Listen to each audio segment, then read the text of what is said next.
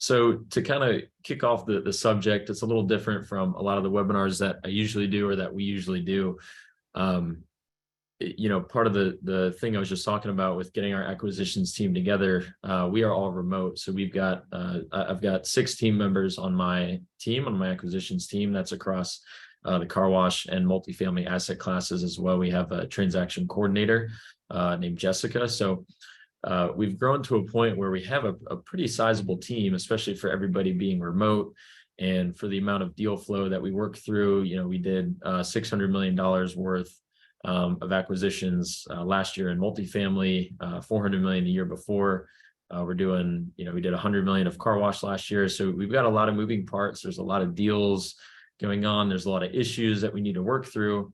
And, not having everyone in an office, there needs to be a system and a process in place to make sure that everyone knows kind of where we're going. Everyone has their responsibilities, their expectations. And so I'm not having to, be the overbearing or micromanaging manager that is like, hey, it's 4:30 p.m. I want to make sure you're still active, on your email or your Teams.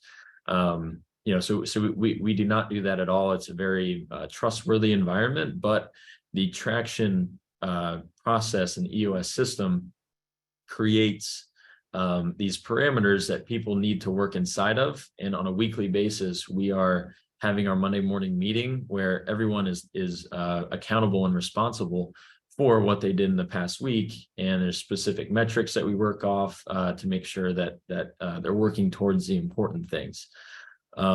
So put in the chat if any of you have heard about Traction before. If you haven't heard about Traction, that helped me better understand, how to kind of explain the system, how detailed to get into it. And that would be helpful to kind of drive this conversation. So we've got a couple that have not. We've got someone that the company actually runs on EOS. So that's awesome that you're in here. I'm assuming, trying to learn more about the system. That's awesome that you already have it implemented. Reading the book right now. Just signed up for EOS. Awesome. So we've got the whole gamut here of people that are familiar or not familiar with it. So I'll keep it pretty simple. And then for the people that are, inside of EOS or, more into it right now, feel free to email me at eric@passiveinvesting.com. I always like to hear how other people are implementing the system. I'd be happy to answer any questions about, our experience with it. We are relatively new with it. We implemented it in December of last year. So we just had our second quarterly meeting. So we're relatively new. So happy to answer any questions or, hopefully learn something from some of you that have more experience with it. I have something hanging from my ear. You're right. Or the fuzz. Thank you for that. I'll make sure that the marketing team sees that and they clip that for the LinkedIn spot. So for Traction, this is based off of the book Traction. And so I've got it right here. It's by Gino Wickman. It's a great book. Recommend the first step for the EOS system is to pick this book up and read through it. They also have an online EOSworldwide.com, I think is the website. And that's a little bit more in depth on the system. They give you a lot of free resources there. You just put in your email, they'll send you all the resources that you need. But at a high level, it's essentially a system to run your business. And we've had great success over it for the last 2 quarters. People are accountable. People know what they should be doing. So I'm going to share my screen here and we will get into the EOSworldwide.com and I'll share some things that I've used as we have implemented this.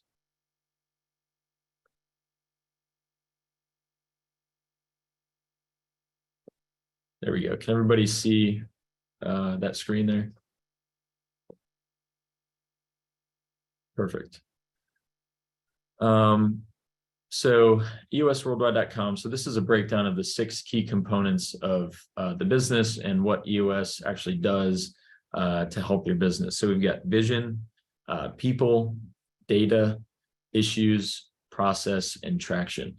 So the place that we've start on this implementation that we've done is the vision. And this is where are we going, where are we headed, and we want to make sure that everybody on the team is on the same page and moving towards the same goal. So we've got a vision for our acquisitions department that relates to the company's overall vision as an overall company. So we want to be the best in the business, and I'm not going to share our specific materials and our specific things that we've came up with, because I think it's really, really important to go through this on your own and really try to work through the hard parts of where do I want to go, what are my core values, all that kind of stuff. So again, the first step is you just pick up the book, read the book, and it'll tell you everything you need to know. But again, if you have more specific questions about how we came up with our vision, how we came up with our core values, how we come up with our scorecard numbers, et cetera, feel free again to email me. That's eric@passiveinvesting.com, and I'd be happy to answer more specific questions on that. People, so this is the right people in the right seat. So this is they have a system within the EOS system that allows you to kind of give performance feedback to people based on your core values on a quarterly basis. You give them a plus minus, or a minus, depending on how they're performing, and it creates for very transparent feedback on how people are doing. I'm somebody that, I want to know how I'm perceived by people above me. I want to know how I can improve.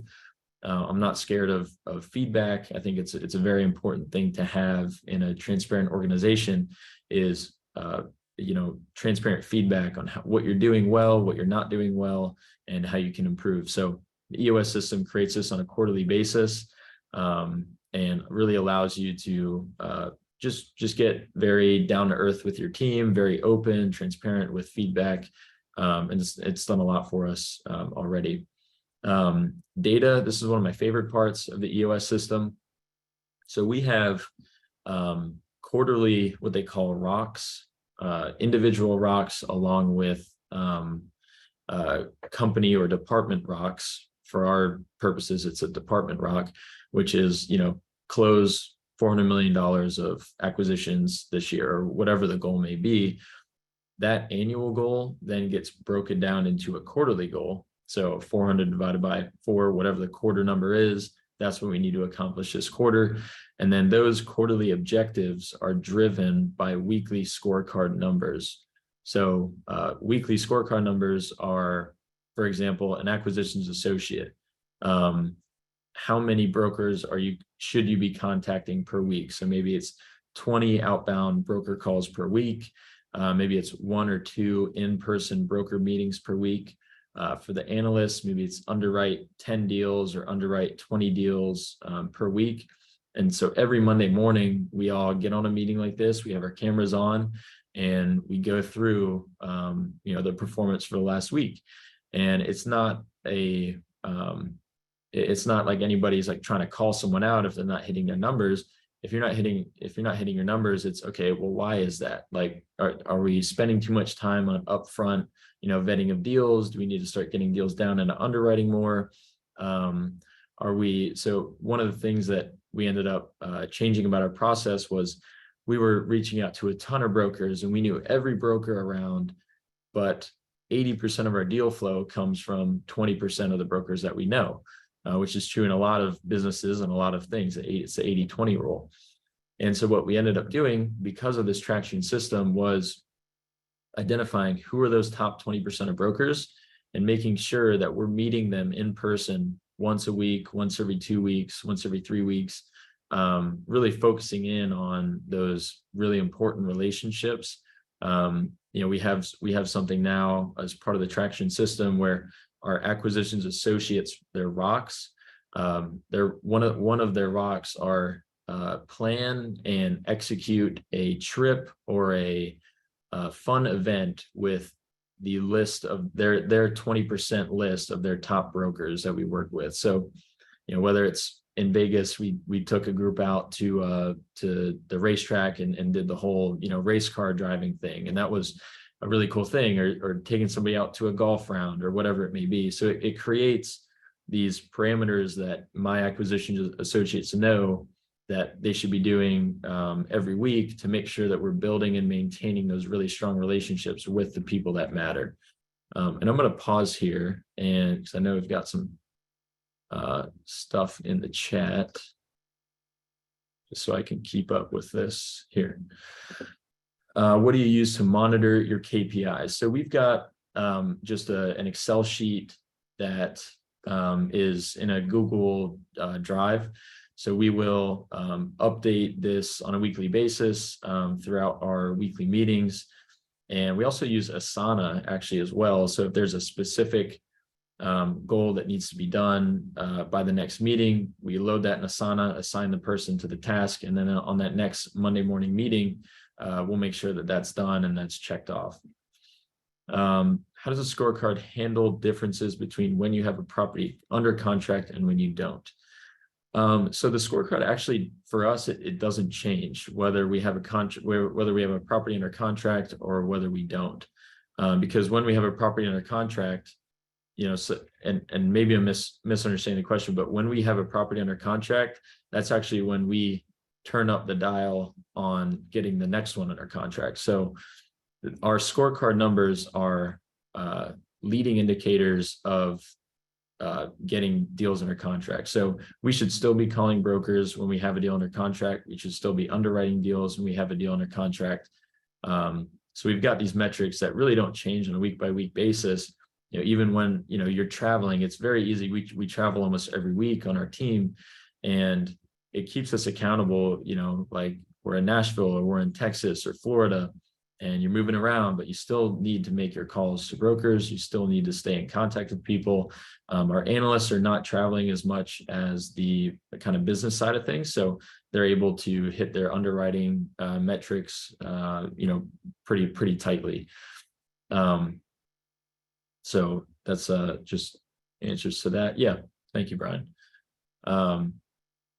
And then we've got the issues component. So every Monday morning meeting, I'll kind of talk through how these Monday morning meetings go. So the first 5 minutes is a segue. So you talk about good news that happened to you in the last week. So it's a little cheesy, but it gets everybody kind of in a good mood, in a fun mood, like in a positive, you know, there's positive energy.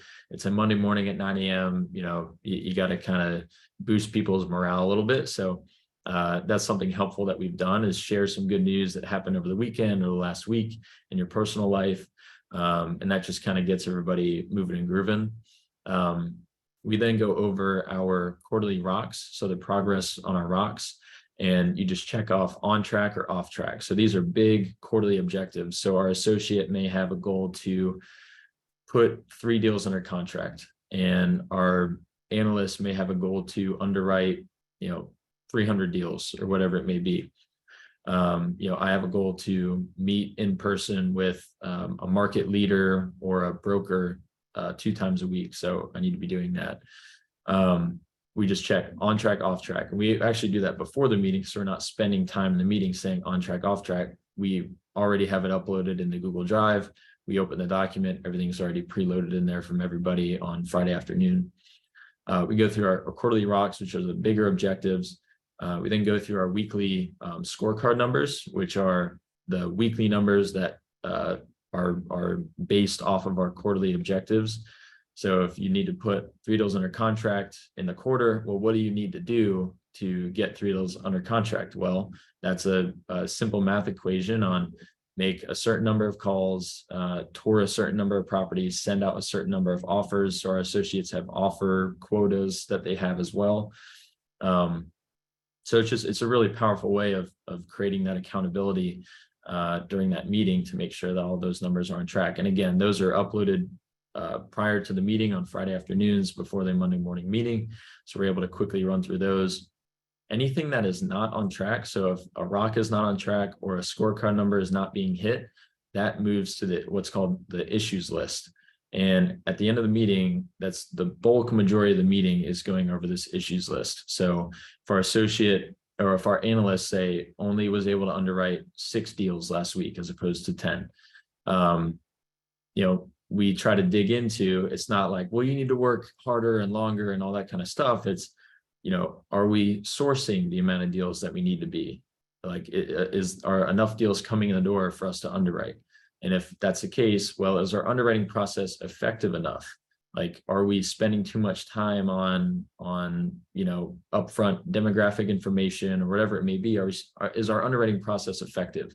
Do we need to get software to make sure that we're staying on track and being more effective with our time? And we actually got Red IQ, which is an automated multifamily underwriting software. It's quite expensive, but with the amount of volume that we do, it made a lot of sense to save a lot of time.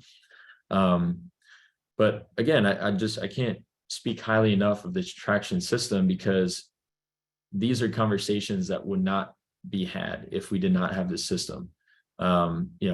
We would just be underwriting 6 deals a week, and then no one really would ever keep track of that. And then by the end of the year, we only closed 4 deals when we wanted to do 8. Well, why did that happen?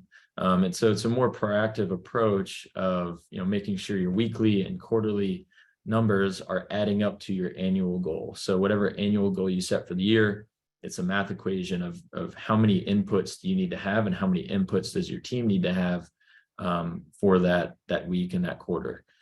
So I think I got sidetracked a little bit there. I was talking about the Monday morning meeting. So that's the issues list. And then we kind of just wrap it up. Any action steps for the next week, we make sure are clearly stated and assigned through Asana. So, finalize the improvement to the underwriting process by scheduling a demo call with Red IQ, or whatever the action step may be.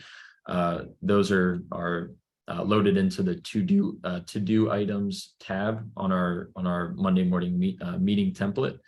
And that'll go out to the team, and it'll be loaded into Asana. So everyone's assigned their specific action items for the week. And then we go into it that way. And then for the next meeting, all that stuff should be done. So I know I'm just kind of talking at everyone here. Are there any, I'd like to see if there are any questions or any feedback. I know we've got people in here that are very experienced with EOS, people that haven't heard of it before. So I want to be a source of information for the people that haven't done it, and then maybe answer any questions from someone that is a little bit more familiar with it. But again, definitely recommend the book Traction by Gino Wickman. That's a great first step to really understand the system and the process and how everything is running. Like I said, we've done it for about 2 quarters now, and we've already seen drastic improvement on the accountability on our team, the inputs that we're putting in. And if your inputs are strong, but your outputs are still not there, that's still a good thing. And it creates conversations around, well, is our strategy the right thing? Like, are we doing the right thing by going after Class A multifamily right now? Should we switch to B class, C class? I'm not saying that that's what we should do, but it forces conversations on, the hard conversations on, well, if our inputs are working but our outputs are not, are our outputs the right goals, and are they the right targets, or do we need to change something larger? What is the Traction software? Can you show some of the Traction software features? So Traction is the book. EOS is the actual kind of system. And I'll see if I can share my screen. I'm not going to share our specific metrics that we've come up with as far as like core values, scorecards, quarterly rocks, that kind of thing, because it's a very personal process and it's not very relatable across departments. And also it's a lot of hard work, and it's good hard work to make sure you're coming up with your own. So I'm going to pull up the website here and see if they have any other kind of free resources. Mark is asking, do you assign each leading indicator to a single individual, or could there be a few people that own particular leading indicators?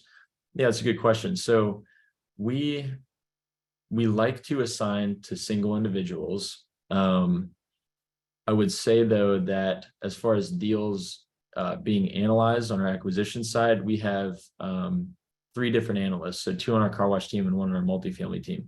So on our car wash team, they are each responsible for underwriting 10 deals a week separately. So as a car wash team, we're underwriting 20, but we've split it up between the 2 to say, you're responsible for 10, you're responsible for 10. I don't think there's an issue with sharing inputs or leading indicators, but I've found that the level of accountability rises if you and you alone are responsible for showing up to that Monday morning meeting and saying, I'm on track or I'm off track.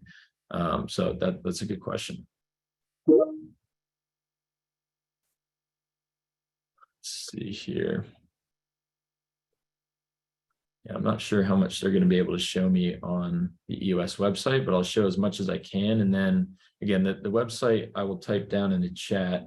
It is eosworldwide.com. So I'm going to type that down here, eosworldwide.com.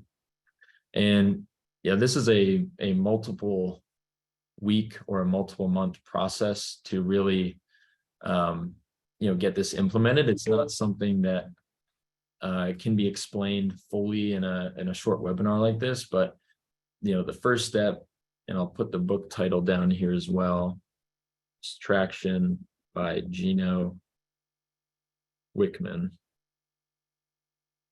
So I hope everyone can see that. Again, I don't have any of our marketing people here with me today, so I think I put in the right spot. So I'm going to share my screen and kind of walk through the website again, see if there's anything else I could share there.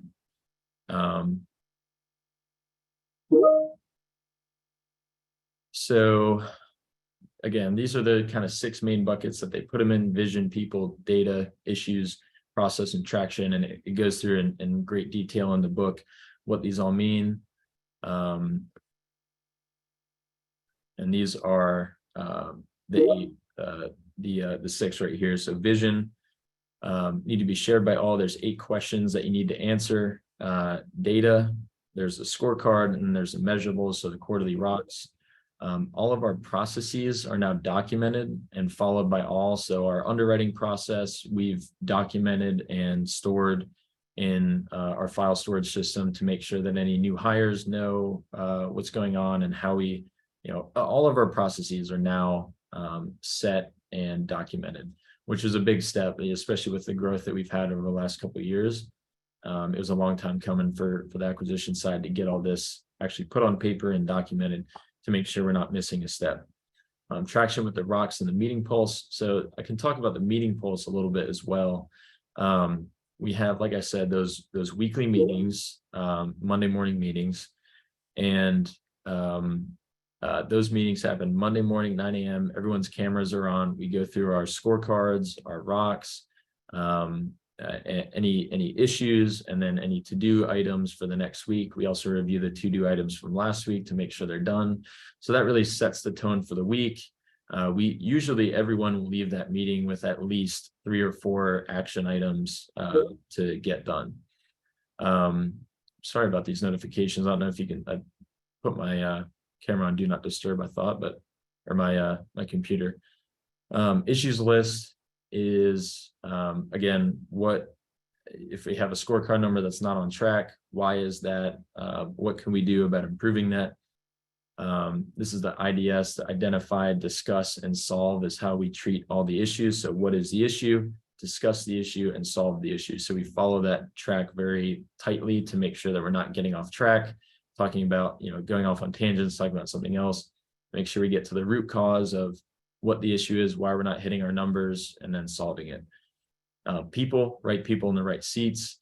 So this is the quarterly kind of core value based performance review that happens with everyone. So we all decide as a team on our core values. We then grade each other on those core values, and I get feedback as well. So it's a great way to, again, stay transparent and make sure everyone's on the same page. And again, this vision helps out quite a bit in the hiring process as well. When I've done a couple of interviews when we were hiring on our team, I'm able to look at what are our core values, where are we going, and really ask or figure out if this person is going to be the right person for that vision and where we want to end up in the next couple of years. So I feel like I'm talking at you all a lot. I'm going to pause and see if there are any questions. There's one in the Q&A. Let's see, Rogelio. Overall, does Traction's EOS sustain substance over the imposition of form? I'm not sure what that means. So if you can word that another way, I'll try to answer that one. Can you talk a little bit more about rocks and how you develop them? Yeah, so rocks are the quarterly objectives that we all have, and we also have department rocks. So if our annual goal is $1 billion of acquisitions for the year, our quarterly rock as a acquisitions team should be $250 million of acquisitions. On a personal level, everyone has their own rocks as well. So we have we each have 4 rocks, and 3 of them are work related, and the 4th is a personal related, maybe fitness or reading or whatever it may be. So how we develop the rocks is in our implementation meeting, where it was just myself and our team. We thought about, well, what are our annual goals, and what on a quarterly basis do we need to accomplish to reach those quarterly objectives? And whatever those rocks are for a quarterly basis, we solve the weekly scorecard numbers to make sure that we're on a weekly basis working towards those quarterly rocks. So I hope that helps. And again, it's like I'll stop mentioning the Traction book at some point, but again, that book, it's a pretty short read. It really explains everything in much more detail than I can here, and how exactly to implement it, and what to do. And you can also pay for an implementer as well. The EOS Worldwide has a program that you can pay a couple $100s a month to get access to everything and just self-implement. And that's what we did. So I just paid for access for 1 month, dug into everything, exported all the documents I needed, canceled the subscription. I was out maybe $300 or $400, but was able to just self-implement with our team. And I don't even know that you really need to do that whole process as well. You can probably read the book and get a pretty good idea of how to implement it with your team or your company as well.